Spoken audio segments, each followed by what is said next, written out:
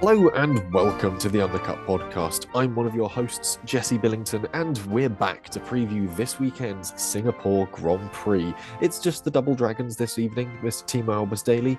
How are you? Pretty good, thank you. Coming off the back of a surprisingly good weekend in Baku. I mean, we were saying in our preview episode that we wanted it to be a bit more like the Baku Grand Prix of yesteryear, and it was more like that. It wasn't necessarily the carnage that we normally expect from there, but it was kind of Singapore last year was what you and I were comparing notes to just after the race, and that suits me just fine. And very appropriate considering we're going to talk about Singapore, so I don't know if we're now expecting more of the same or Baku from yesteryear in Singapore, which is also kind of just Singapore. Either way, I'm up for it. How are you? I'm doing all right. I've had a busy day in the office, but I mean, there's been some interesting news developments. We've been jotting down our script of this. It always sort of starts off like a week or two in advance. So we sort of jot down the interesting news, and there's some bits I'm actually quite excited to talk about, as well as actually the Singapore Grand Prix that's coming up. So I'm full of beans and ready to go. So we'll jump right into the news, and the big news potentially Hmm. is that Liam Lawson is going to be joining VCarb in 2025, or Toro Rosso, or I've got Minardi, Minardi written or here. yeah, or what else has it been called recently? Scuderia, Alpha Tauri. That's it. Yeah. Hmm. I've lost track of the names. Was it also Stoddart at one point? I want to say. I think Stoddart owned it. And that was Very when it's called possible. Minardi. Anyway, the fact is, Liam Lawson could be joining the outfit for 2025, and this would mean replacing Daniel Ricciardo. I have some interesting theories on the actual sort of long-term implications of this. We're really waiting for this to be confirmed, but the powers that be suggest that it is happening. We'll get to the powers that be in a due course. Hmm. Well, in due course, actually, yeah, we'll get to them in a minute. Um, If true though, I can understand it, and I'm all for it because Liam Lawson does deserve a seat on the grid. We saw that from the evidence last year alone, and if we'd based it off Yuki's performance from last year, you wouldn't have been surprised if he'd gotten his seats. They still really wanted to give Ricardo a go, so it's kind of all gone a bit topsy turvy there. Ricardo and the car haven't gone along as well as I would have liked to, and Perez seems to be staying at Red Bull, but that's a whole other discussion as to why that is. Um, and it is the right move for Minardi because they kind of need to be the team for new talent, which means after next year, Yuki probably needs to watch out because there's plenty of F2 and F3 drivers waiting in the wings, some of which we'll get to in a minute. Ricardo would be one of those things where, as we'll get to, but I'll just mention now, I'd like him to at least see out the rest of the season because it just seems unnecessarily cruel to cut it short. Um, if he is looking to stay in racing, though, I quite like the idea of him going off to IndyCar next year. There's plenty of seats still on offer there, and the Americans absolutely love him. So that could be a match made in heaven. I think that if you can get someone like Marcus Ericsson and a few of the other drivers that have gone over there who were in F1 briefly, let's put it like that, then a driver with his caliber should get along pretty well there. So there might be a silver lining yet from all of this. yeah, I mean, I think you're. I hadn't considered Ricardo going to IndyCar, which actually, now you've said it, I quite like. Sensible call. My other theory was they put him on the Sensible back me. burner again, but he is this time the sort of looming pressure over Perez. Although the Perez thing is quite interesting because, of course, Red Bull came out and said, look, the car hasn't been right since what, Spain last year? And at what point did Perez really Not that start you to drop noticed it. off? Not that you noticed it, because Verstappen is better at driving around a faulty car. This is where my evidence gets a bit hazy because I'm going to call upon Drive to Survive as my reference. But Oh dear Lord. yeah, there is a bit of logic to this. When did we get the sort of Toto Wolff saying, Checo's been saying your car is fucked? I have the messages. That came from the Spanish Grand Prix last year. So at what point do we go, okay, Perez didn't fall off. Essentially, the car just got terrible and Max is just better at driving round that. Now that Red Bull have understood that maybe they developed in the wrong direction and started altering the car again, that's where we saw the good performance from Perez in Baku. One, he enjoys the circuit, knows it well, but two, the car is being altered once again to sort of get a bit better, a bit more tameable, a bit more balanced. And that's where his performance strength came from once more. So I think it's a I double edged suppose that's sword. why Singapore could be quite interesting considering that was their chink in the armor last year. So are they doubling down on that sort of approach, or will it somehow be where they bounce back this time round and it's their one last ray of hope before next season? I mean, we'll have to wait and see. Perez has won at Singapore before. He enjoys a street circuit. He enjoys a sort of demanding circuit where you've got to get the car stopped, turned, and then gone again. That's very much his sort of forte of it. And certainly one with challenging conditions for the tyres as well, where he can sort of be the tyre whisperer that we know him to be. So I think Perez's sort of seat is looking a lot more confirmed now that Red Bull have found actually it's not he being terrible, it's the car being a bit dire. Or it's So, not just him being terrible, or right? it's a combination of the two in different proportions, regardless. That's my overarching theory there, but they might still have Ricardo sort of looming over him as like a floating It driver. could be the thing if he goes off to IndyCar and then Perez drops off halfway through the season, considering IndyCar finishes in August next year, that would be perfect timing. You just go, do you just want to come Gonna come back back. after the summer break? Yeah. And we'll let you have a go in this just before the new regs turn in. I wouldn't mind that either, to be fair, because in theory, calendars working out as they do, they could ditch him just before the summer break. Ricardo could, considering he doesn't necessarily do terribly, but not so well that he's fighting for a championship in IndyCar, that he can afford to miss maybe the last round so that he could be there for, what is it, Zandvoort or Monza, Mm. and then drive on for the rest of the season, have maybe that one final win that we keep going on about, a bit like Alonso at this point. Um, and thankfully, not as long a gap, No. and hopefully doesn't get there.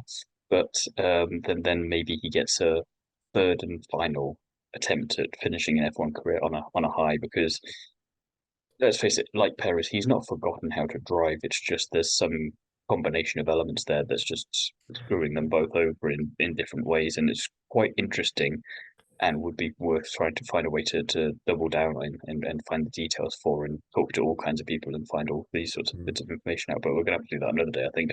I think a But good there is person a to there speak is a to on that plan in would place for be, me on that yeah, one. yeah. The final point. I think a good person to speak to would be friend of the podcast, Martin Villari, driver coach. He's able to sort of analyze it. I think it's Mm, down to driving style of Danny Rick and Sergio Perez. Their driving style isn't one that's supported by the current chassis that RB and Red Bull are putting together. I think that's where possibly we're seeing that sort of fall apart happening from, but that'll be something to discuss at a later point in time. We get Martin back on, which we will do. We great guest and love having him on. The important news this weekend is, of course, we have F1 Academy. yes, and we have a wildcard entry in the form of Ella Lloyd, which I'm quite excited about for this one. Ella's livery and race suit as well is going to be quite interesting because it's going to spotlight F1 Academy's Discover Your Drive program, so very much in keeping with the program. And she's currently competing in British F4, where she sits in P9 at the moment, 2 rounds to go, having been on the podium 3 times already this year in Silverstone, Knock Hill, and Bonington. She was also vice champion in the Genetic GT Championship last year, prior to obviously making the step up to single seater racing. So she's doing a pretty decent job, I'd say. And I love this map. It's not the last that we see of her, because I think I mentioned this back when we had F1 Academy in Zandvoort, but at least 2/3 of the grid won't be back next year because of the rules that they have about the 2 seasons. So this would be a great audition for her, especially with her solid racing career so far. So a bit like we've seen with Behrman recently. Here's maybe what I can do if you give me an opportunity. But he's obviously got it all signed, sealed, and delivered. She's still waiting there, but this would be great for her. And Singapore is such a great track to test your mettle on. I think nothing against Zandvoort or these sorts of places, but Singapore is Singapore. You know, it's not going to be straightforward. Yeah, we saw W Series. Its final ever race was at Hmm. Singapore, and it was a really good race. And again, it was one of those ones that shakes up the grid. It tests the mettle of the drivers, and the ones that come out on top do look like superstars. And like you said with Behrman, if you can have a great sort of like tryout, a great sort of showcase of what you can do, that is what you need. And I think Ella Lloyd getting this spot coming in again, she's got a really good sort of record to date. And again, And P9 and you British think about it, F4, it's a this is her hot rookie series. season. Yeah. You come along, you do that sort of trial and see how it goes. And this could prove really useful for her. Um, Speaking of other drivers that we've always mentioned, F1 Academy were likely to not see a lot of the drivers return because of the 2 year rule. Um, it's getting increasingly unlikely that Bottas will be on the grid next year. Talks at Sauber suggest that Gabriele Bortoleto will be joining the team on loan from McLaren because he's, of course, a McLaren junior driver. Um, fair. He's doing really well in Formula 2, just taking the lead of the championship. Really solid driver, really Be quick. nice if a champion actually got a chance to go into Formula One the next year. Be I, make a nice change, wouldn't it? it would be a rare thing indeed. The only other seat on the grid available is that RB next to Yuki, as we've already mentioned. Obviously, Helmut Marko was very much sort of the leaking point for the story about potentially Liam Lawson As coming in always. for next season. He's also, or there are hints that maybe Lawson might be replacing Danny Rick from as early as after Singapore, so he'd be stepping in for Kota. But again, it's Helmut Marko. I will be handing out pinches of salt after the recording. Ralph Schumacher, though, was actually the source for DR3 being booted post Singapore. So, again, pinches of salt for that one. He's had some interesting I takes also over the think, years. just on that note, it would be a curious call to ditch him just before Kota, considering the popularity that Ricardo has there. You would question the It, logic there. But then again, we have been questioning Red Bull's logic for some time yeah, now. you'd keep him on to sell a few more hats, maybe. Well, if you're But keeping Perez purely just to sell tickets at the Mexican Grand Prix and you're being strong armed allegedly, into doing that, well, yes, allegedly, allegedly, Formula One then and you would Liberty do the Media, same thing with. yeah, Well, yes, but you think if that logic's at play, then this logic should be at play for Red Bull. yeah, we'll They need to mention sell it. some more cans. Yeah. But yeah, I mean, Bortoleto makes sense. Not surprised. He sits sort of. Yeah, Bottas. Yeah, it makes sense. It's not really surprising that he's being dropped. Really, he sits P22 in a 20 driver championship behind his teammate, but also behind Sargent, Colapinto, and Behrman, two drivers that have only done two races so far, and Logan Sargent, a driver that has since been dropped for two races. So it's not looking great. Interestingly, however, Colapinto has done enough in the past two races for James Vowles to go, that's a really good driver. I want to try and keep him in Formula One.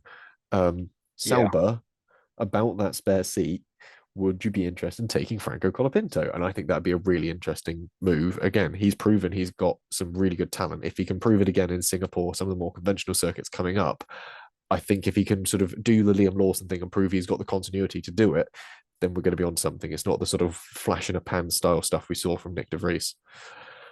it would be the awkward thing of the only person who could beat an F2 champion into an F1 seat is the guy that was in sixth place just before he left F2 and then gets to drive in Formula One and gets points there. And you think that is somehow one of those, if you're playing one of these massive card role playing games, that this does bypass a lot of the systems for you to get ahead quite easily. And you go, damn, I wish I had one of those.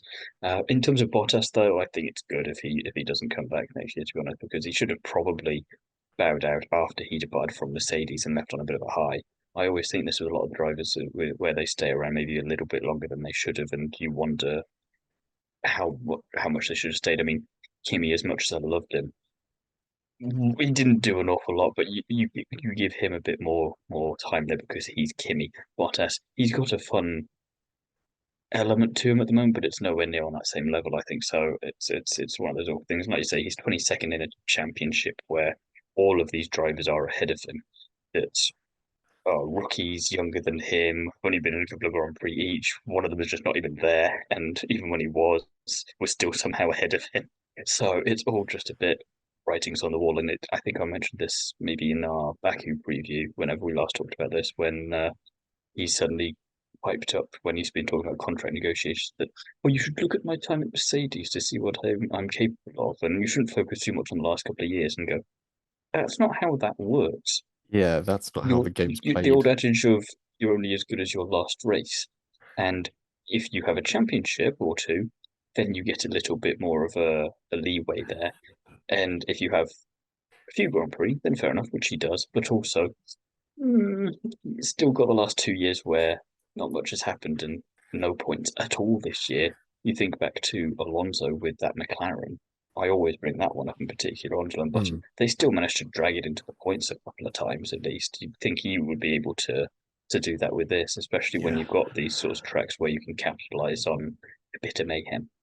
Yeah, I think it'd be better still for his argument if he was beating his teammate, but he currently isn't. Years. And I think that is the biggest hurdle at the moment. And I don't know, it's not looking promising for him. I love him as I do. I think it's time. Um, If I have to accept Ricardo going, you have to accept Bottas going. yeah, I think that's the fair trade here. I'd start watching NASCAR maybe if he joined NASCAR, or he could go to IndyCar. Again, there's seats open there. We can't just keep sending the F1 drivers we love but want to retire to IndyCar. See me Well, with no, that's why Land Rover. NASCAR's there But as well. yeah, like there's only so many other series I can start watching just to support my sort of retired F1 drivers. But You're going to start watching V8 supercars down the Australia when yeah, Bottas but moves there. that was genuinely what I was thinking Bottas might also go to, given he's now sort of a pseudo Australian. He might as well join Aussie supercars. I mean, I get up early at the weekends anyway to watch Aussie NRL, so I'm sort of on their time zone for sports as it is. So we'll see. There you Um, go. Speaking of drivers leaving, a driver that's leaving one team and moving to another is Arvid Lindblad. Yes, he's signed up for Campos in Formula 2, which is very good news indeed. He's had an incredibly strong F3 rookie campaign with Prema. And yeah, he's just moving up to join Campos, who at the time of writing are 35.5 points away from Invicta Racing in the team's championship. So while F2 can be a bit fluid at times, they've really come on leaps and bounds this year. So that's promising for him. Lindblad finished Formula 3 in P4 this year, the highest placed rookie in the field, and won the doublet at Silverstone, which was a first in Formula 3, if I'm remembering correctly. And he also won the opening sprint in Bahrain and claimed a second place in the sprint in Australia too. So not too shocking this news that he was going to step up. We knew a few of them would be. I'm just quite glad he's up there because he's one of these drivers where, let's face it, Hadjar's probably still going to be in F2 next year, and he's going to be wanting to go for whichever seat at Minardi is available for 26. He's not going to be he's very rarely a happy bunny on team radio anyway, but he's not going to be a very happy bunny if Arvid Lindblad still shows up and goes, I'll have that, thank you very much. And oh, if I don't get it, doesn't matter because I'm still only about 12. Yeah, he's sort of very much got the Red Bull advantage of they simply just enjoy hiring fetuses, and he very much is one. Don't change it, oh you bastard. Moving on from the Arvid Lindblad stuff to the headline that annoyingly Timo has just changed, which is Callum Ilott to PrindyCar. He's off to Prema in IndyCar, which is I He's think off it's to great. IndyCar racing for Prima, is what you're trying to say. Yes, it's very PrindyCar. good news that no one's going to, it's not a thing. Stop trying to make it a thing. Yes, second time covering this news today because I recorded the IndyCar Nashville review where we were talking about this as well. So I have excellent notes for this one, which may even be word for word depending on things. So yeah, it's going to be the first time he's going to have raced with Prema since Formula 3 back in 2017. But at least he knows them. And he wasn't able to secure a seat on the grid this year for IndyCar, but has raced there previously. But he was driving for Aaron McLaren the first two rounds of the year at St. Petersburg and at the Thermal Club, which admittedly they didn't go too well, but he had been out for a while. I'm going to be quite looking forward to seeing this one. As for the second seat, I think we're going to be waiting a while before we get this because I think that whilst there are options from the rest of the IndyCar field, there are plenty of drivers looking for seats, and a new team is an excellent place to try and bed yourself in. Formula 2, I think, is where some of the talent will be looked upon. And it's going to be after the final race in Abu Dhabi that we get that decision, I think. And we'll know who's getting that Sauber seat by then. We'll know who's comfortable in a reserve capacity for some of the teams. And we'll know who wants to kind of follow in his footsteps in Marcus Armstrong, Christian Lundgaard, these sorts of drivers. And it might not be as done a deal with Logan Sargent as we originally thought. I'm not sure who I want to see in the second seat yet. I mean, I know I mentioned Ricardo earlier, but I wouldn't be surprised to see him somewhere else. Um, we could look at someone like Vesti, Pourchaire. Pourchaire is obviously hot property in IndyCar these days after his kind of several ins and outs over the course of the season. But I'm cautiously optimistic that we're going to enjoy whoever they choose, really. Do you have any particular notion for who you want in that second seat? I was thinking maybe Hauger or Verschoor. Hauger, I think, is certainly an interesting one because he's a very good racer. And again, there's not really any teams looking to snap him up out of what is he? Is it MP these days, isn't he? So there's anyone really sort of looking to bite him off. And he's had some great championship runs, some really good contests over the years. Uh, but just there's not an F1 team that's looking The for it. other name as well is Drogovic. We mustn't forget about him. This is also very true, very quick driver. I don't know how closely tied he still is to Aston Martin. Another one that I was contemplating, Jack Crawford. I mean, American driver American. makes sense. It's not too far fetched, but at the same time, he's only in what his second season of F through two this year. I think so, yes. Yeah, so he's got a bit longer to It always gets potentially confusing marinate. when drivers spend a lot of time in Formula 3 and then Formula 2, and you wonder when do you make the switch? Either way, I think he'd be an interesting prospect. But yeah, I think we're going to likely see another European driver make the jump over. Interesting. This is the first year in a row, or first year in some time, that the IndyCar World There's a Cup. Will Buxton quote. Yeah, First year in a row. first year in a row that the first year in a while that the IndyCar World Cup hasn't been won by the Americans. If you amount all the points of each nationality, Yes. the Kiwis have finally won it, I think, this year, wasn't it? I wouldn't be surprised at that considering how strong that side was, to be honest with you. Yeah, I mean, I don't know how much comfort that will be to Will Power after that weekend, but I'm sure that there'll be a celebratory beer or two maybe because of that, as opposed to the ones he was having in commiseration. Although he seemed to be having a nice time at Nashville, to be fair, afterwards. He didn't seem to take it too badly. Anyway, moving back to Formula One from IndyCar, and we've got some special liveries for Singapore. We've got two. We should have had a third, but it was too heavy, which is ironic given that one of the liveries is denim. We'll start with Mercedes, and they are marking their relationship with Petronas. They've got a special livery. It blends some of the colors from the Petronas sort of color scheme onto the car. It looks all right. Looks quite nice. It's Yeah. my favourite of the three. Admittedly, we didn't see one of them, but I still probably would have put it above what Red Bull were meant to have.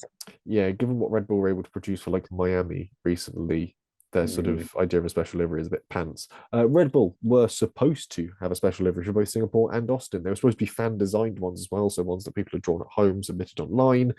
But they were scrapped because they were going to be too heavy, which really suggests that that car is in a big pile of problems They're right now. scrambling. They are fighting for their lives right now, which is interesting. However, sister team Minardi have done a denim livery. I think it's to tie in with Hugo Boss, which is one of their fashion partners. I think I'm right in saying Hugo Boss is the fashion partner for them. So it looks all right, I think. And it's not terrible. Looks awful. It's the first livery in 25 years to have a zip on it, I think. I know the old BAR I think Honda there's a car reason did, for that. which had a zip Is it between its because it two looks liveries. terrible? Yes. Look, I like denim. This is a known We know. fact. So I quite like it. That doesn't mean it's a good thing. It looks good. However, it doesn't look as good as the old Jeans Beetle or the Levi's Gremlin. If you've not seen either of those, specifically the Levi's Gremlin, give it a Google. Looks fantastic. It's done like the indigo blue color, and it's got literal Levi's denim upholstery on the inside. Anyway, that's I think by the by. because Yuki likes it so much, they should make him wear denim jeans in the race instead of the race suit, and he will suffer the consequences of that. Oh, I've run a 5K in jeans before, and let me tell you, I wouldn't want to be doing 300K in a race car in jeans in the Singapore heat. In You would Singapore. die. Never mind anywhere else. Your legs would just stew. You'd just be balls soup by the end of it. That'd be horrid. Um, Moving away from the idea of ball soup in jeans in a Formula One car in Singapore to something a bit more fun, which is Lego are teaming up with Formula One in 2025 for a new range of products. There'll be an enhanced presence of the Danish toy company at Formula One events moving forwards, and there is a new planned range that spans from Duplo for younger builders, Thiemo, to kits for the adult enthusiast as well. The full product launch dates are set to be announced in due course, but in my opinion, this is jolly exciting because I like Lego. Yeah, I'm looking forward to spending money I shouldn't on whatever they've got to offer, really, to be honest. I'm looking forward to it already. I was quite chuffed that we've got a Lego Formula E car and a Lego Extreme E car, but that was kind of the furthest you were getting with some of them. You got maybe a little Mercedes before or a You little could get the McLaren. big Mercedes and the big Um, McLaren, well, yeah, but yeah. I think I they're was saying they're this, so going I was thinking of the big one. they're possibly going But bigger it's still. nice to have a bit more options here and potentially some elements of tracks that you could have as well, actually. I don't know how you'd go about doing that, but I'm sure they've I, thought of ways. well, you can get like the little city skyline ones. I think they'd be doing Mm. something on that scale that sort of looks like a circuit. I think that'd be quite good. So it'd be about the size of like a big coaster. I think it'd be I would something say like that. that you've had before as well, back when Michael Schumacher was at Ferrari, you did have the Lego F1 pit lane 2004. Oh that you yeah, had there, and the kind Ferrari of you pit could get truck, it wasn't it? in portions because you could have a pit truck, you could have bits of the garage instead where you'd have the car, a few of the team working on it with the with equipment, that sort of thing, and then you could obviously put it all together as was the way with Lego back then, so you didn't need to buy it all in one go. But we've not had much since then, since the ones we've just mentioned. So to get an actual team up I where mean, there's potentially a lot more coming should be good fun. So I I would know they want them do to the bring Speed out the Champions. golf livery on the Williams and make that out of Lego. That'd be So excellent. I know they do the little Speed Champion set. So I've got the Mercedes one Hmm. there, the sort of F1 car for the road, which comes with the Mercedes F1 car from a similar era, which I think I have Yes. Bottas's numbers on, but and I have the Mercedes one in my room. All the other Legos to be stored in the spare room because I have quite a lot. Because I'm just an overgrown child. Anyway, moving on from Lego and Formula One back to the Singapore Grand Prix. And there's been one important change you ought to know going into the weekend, which is the Marina Bay circuit has a fourth DRS zone. It sits between turn 14 and 16, which is the new long run that used to have the double chicane and a grandstand in it. That was obviously removed. It's been removed due to building works in the marina. So last year, the zone would have been added, but the FIA wanted to check car behaviour through the fast left-hand kink of 15. Now that they're convinced that bit of the circuit's safe and they know that there's sort of sufficient walls, marshal points, runoff areas, fire extinguishers, and so on, they've said, look, you can go faster through it. Here's a DRS zone. The existing zones are out of turns 5, 13, and 19. So this makes Marina Bay only the second circuit to have 4 DRS zones, Albert Park being the other one. And there will be further revisions made to the circuit in 2026 as the development and construction work around the marina is completed. I'm all for it. It's going to be fun to see a fourth opportunity for Stroll to absolutely bin it at high speed. So that's also an interesting opportunity here. But in terms of where to put a fourth one, it makes that perfect sense. And I'm glad they actually took a sensible approach for something for a change. But let's see what it looks like first, and then we'll add it later instead of just whacking something on and going, yeah, this seems fine. Yeah, I too was quite impressed by their sort of thoughtful Competence. approach to it. Yeah, it was pretty good. With that in mind, though, it's time to get a little bit chaotic and lay down some predictions. And as ever, we'll start with pole position. And we'll start with Ellie-May, who's not here this evening. She's feeling a little bit under the weather, but she has submitted her predictions. She's muscled up the strength. She's gone for Carlos Sainz on pole, which makes sense. He was pretty decent there last year. He's on a good turn of form at the moment. We'll see what he can do. I've gone for the other half of the Ferrari garage of Charles Leclerc. Thiemo, you've gone a little bit of different. I've just gone for Lewis Hamilton because he loves Singapore, and we all remember that qualifying lap from a few years ago. And I'm still on my Mercedes exiting, Hamilton exiting Mercedes tour. So maybe he can make the magic happen twice here. Yeah, I mean, I wouldn't be surprised. It'd be nice to see. Meanwhile, when we get to the podium at the other end of the race, Ellie-May has gone for Lando Norris taking the win, Oscar Piastri second, and Carlos Sainz third. She thinks that the championship fight from Norris is going to roll on a bit longer. I've gone a little bit the other way. I've gone for Oscar Piastri takes his third win of the season and of his career. Lando Norris goes second, Charles Leclerc third. Thiemo, you've gone for a little bit of a remix of mine with a slightly different flavour. Yeah, I think the championship should go on a bit further, but with Leclerc kind of leading the charge there, I still quite like that idea over Norris. With Piastri hot in his heels in P2 just to make things awkward for McLaren. And then because it's Singapore, we've got to have something a bit different. And also, it's been a little while, so let's put Fernando Alonso on the podium in P3. I don't think it's unexpectable. I think it's quite reasonable. Fastest lap, Ellie-May has gone for Lando Norris. I've gone for Carlos Sainz, and Thiemo, you've gone for Max Verstappen. Well, we might as well get something this weekend. He needs the extra point to try and fend off Lando Norris or Charles Leclerc, more likely at Mm, this point in time.